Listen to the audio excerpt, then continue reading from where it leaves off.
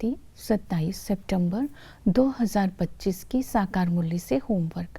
आज की मुरली से फ्लो चार्ट को सामने देखते हुए किसी भी एक पॉइंट का चिंतन कर धारणा में लाने का पूरा अटेंशन रखेंगे और देखेंगे इस फ्लो चार्ट के टिप्स को, पॉइंट्स को बुद्धि में रखने से मुझे क्या फ़ायदा होता है। जैसे कि आज की मुरली से हम लक्ष्य लेते हैं, विश्व का राज्य अधिकारी बनने के लिए पुण्य आत्मा बनने का पुरुषार्थ करना है। आज हम स्वमान लेते हैं, मैं परोपकारी आत्मा हूँ।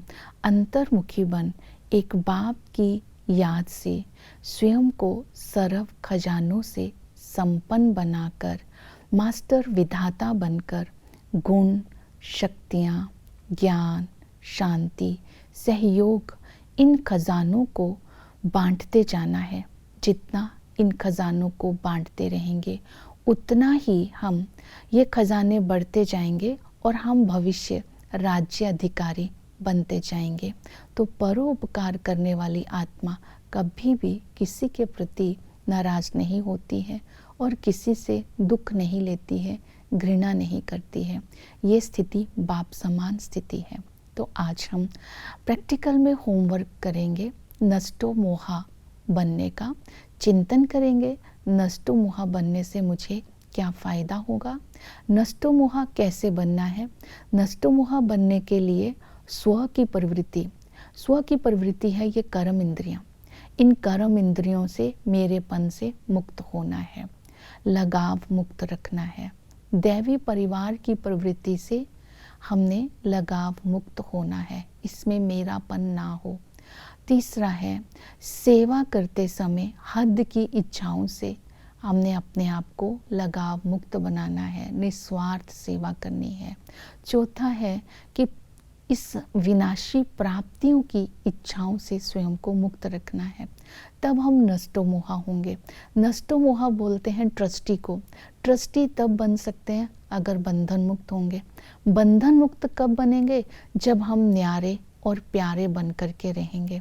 न्यारे और प्यारे कैसे बनेंगे, जब अमृत वेले से रात तक जो बाबा की श्रीमत मिली है, जो मर्यादा मिली है, उसके अनुसार हमारी दृष्टि, वृत्ति, कृति, संबंध होगा तो हम किसी भी प्रकार के बंधन में नहीं फंसेंगे और हम न्यारे भी रहेंगे और बाप के प्यारे भी रहेंगे। और ट्रस्टी बन करके हम नष्टो मोहा फिर स्मृति स्वरूप बन सकते हैं, अर्थात निरंतर बाप की याद में रह सकते हैं। किसी भी प्रकार का बंधन होगा, लगाव होगा, मेरापन होगा, तब हम स्मृति स्वरूप नहीं बन सकते। तो आज हम प्रैक्टिकल में होमवर्क करते हैं। पुण्य आत्मा बनने के लिए चाहिए योग बल, फिर चाहिए वैराग्य, फिर चाहिए निर्दोष दृष्टि और पवित्रता की धारणा, चक्र का ज्ञान। तो पहला हम लेते हैं योग। तो बाबा ने याद के लिए बोला है, याद करो। याद से आत्मा में ताकत आ जाती है। तो आत्मा को जब ताकत आ जाती है तो ये याद ही आत्मा के लिए एक सेफ्टी है। तो आत्मा की सेफ्टी का साधन क्या हुआ, याद। याद करने की विधि है सहज योग। सहज योग की विधि क्या बताई बाबा ने, कुछ भी समझ में नहीं आता है तो एक काम करना है, हाथ काट दे दिल याद दे। हाथ से कर्म करते रहो और दिल से बाबा को याद करते रहो। इसे ही सहज राजयोग कहते हैं। दूसरी विधि बताई है बलिहार जाना, कुर्बान जाना। तो बाबा ने कहा कि भक्ति मार्ग में आप वायदा करते थे आप जब आएंगे तो बलिहार जाएंगे। तो बाबा कहते हैं मैं अब आ गया हूँ तो अब तुम मेरे पर कुर्बान जाओ। कुर्बान जाना अर्थात हद के स्वभाव, संस्कार, लगाव, झुकाव, सबको, पुराने संस्कारों को विदाई दे करके बाप की श्रीमत के ऊपर चलना, इसको बोलते हैं बलिहार जाना। तो बाप की याद सहज आ जाएगी। इसके साथ है संबंध। फिर बाबा ने इसके बाद है सत्संग। बाबा ने कहा संगम पर तुम बच्चों को सत्य का संग मिलता है। सत्य के संग से रहने से बेड़ा पार हो जाता है। इसीलिए संगम पर ये गायन है, सत्य का संग तारे कुसंग बोरे। जब बाबा के संग में रहेंगे तो माया का संग नहीं लगेगा, क्योंकि माया का संग डुबो देता है। सत्य का संग कब लगेगा? जब आत्म अभिमानी बन करके रहेंगे। तो इसके बाद है संबंध। याद की अगली विधि है संबंध। पिता के संबंध से बाबा हमें विश्व की बादशाही देते हैं, लेकिन इसको लेने के लिए मेहनत करनी है, बादशाही लेने के लिए, क्योंकि संगम पर बाप टीचर के संबंध से हमें पढ़ाते हैं। ये गीता पाठशाला भी है। ये पाठशाला में एम ऑब्जेक्ट है नर से नारायण बनना। तो हमें इस पाठशाला में अच्छी रीति पढ़ाई पढ़नी है और बाबा जो श्रीमद् सुनाते हैं वही सुनना है। तो इस तरह बाबा आकर के हमें ड्रामा का, चक्र का, कर्मों का, आत्मा का, परमात्मा का ज्ञान देते हैं। तो ये सच्ची सच्ची पाठशाला है। इसके साथ बाबा सतगुरु बन कर के आते हैं, सर्व को मुक्ति, जीवन मुक्ति देते हैं, सबको पार, इस दुख की दुनिया से पार ले जाते हैं।